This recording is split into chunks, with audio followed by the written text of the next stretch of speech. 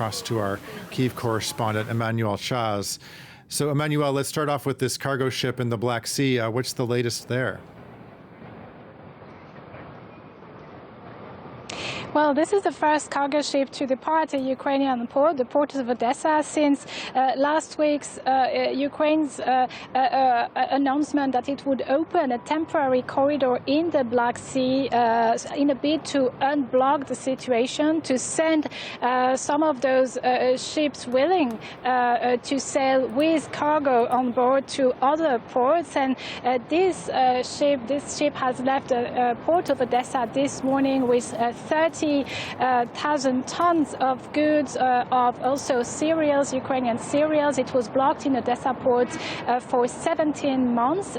It bears a flag from Hong Kong, and as you mentioned, it is sailing now in the Black Sea, and there remains to be seen which response Russia will give, knowing that yesterday it stopped, it halted a ship that was sailing towards Ukraine, because Moscow warned that any ship outgoing or incoming from Ukrainian ports might be considered a threat. And this comes nearly a month after Russia decided not to renew the Black Sea Agreement on cereals, and nearly a month after Russia started to heavily shell Ukrainian port infrastructures in the south of the country. The latest of this attack happening last night, with at least 13 drones sent against port infrastructures and damaging grain depots in Reni and Ismail ports in the south of Ukraine.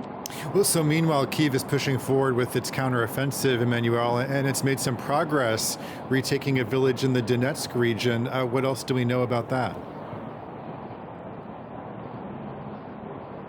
Yes, this morning the Ministry of Defense announced having liberated the village of Urozhaine. This is not far from Staromayovsky, another village that had been liberated a few weeks ago.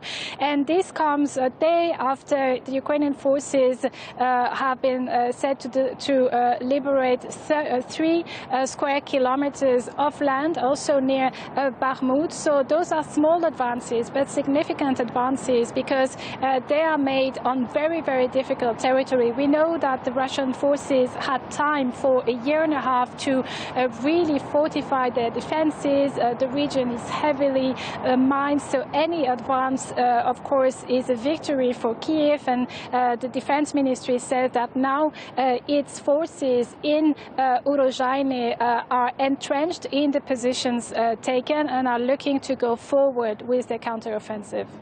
Okay, our Kyiv correspondent, Emmanuelle Chaze. Emmanuelle, thanks as always.